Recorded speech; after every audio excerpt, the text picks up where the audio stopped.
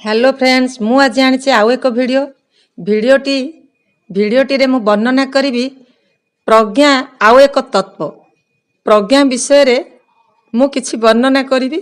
आपण माने भिडियोटी सुनिबा पूर्व लाइक करिया पे जमा भूलिबेनी। निश्चय लाइक टे करिवे, शेष रे कमेंट देबे।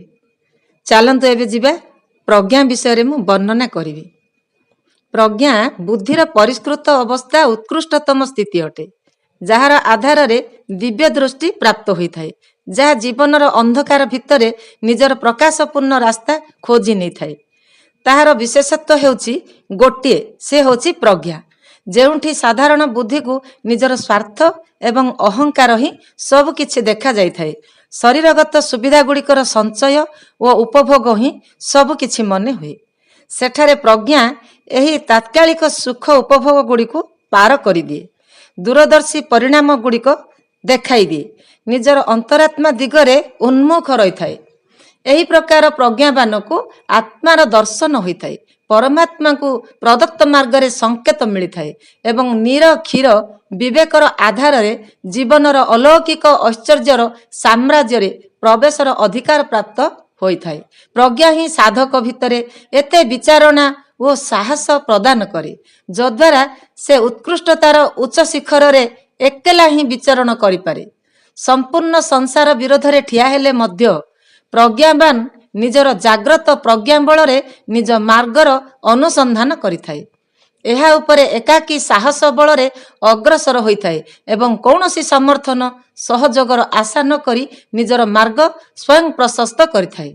प्रज्ञार अभाव रे व्यक्ति पाखरे मन और बुद्धि ही बाकी रहे, जे निजर लौकिक सीमा गुड़िकरे आबद्ध हेबा कारणरु वासना, विलासित, अहंकार, संकीर्ण स्वार्थपरता भली हेय प्रश्न गुड़िकरे लिप्त होइथाए। से गुड़िकर छाप मन उपरे पड़ी थाए। मन रे ए गुड़िकर अनुकूल कुकल्पना उठी थाए। आकांक्षा गुड़िक उत्तेजित होइथाए। बुद्धि मध्य बाहन परि ताहार समर्थन करिवाकु लागे।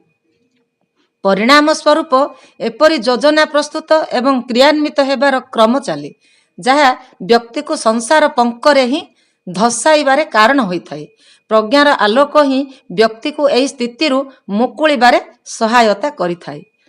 हाँ बंधु, प्रज्ञा विषय रे आपण माने शुणुछंती। श्रद्धा, प्रज्ञा और निष्ठा ए तीनी होचंदी आम मनुष्य जीवनर तत्व।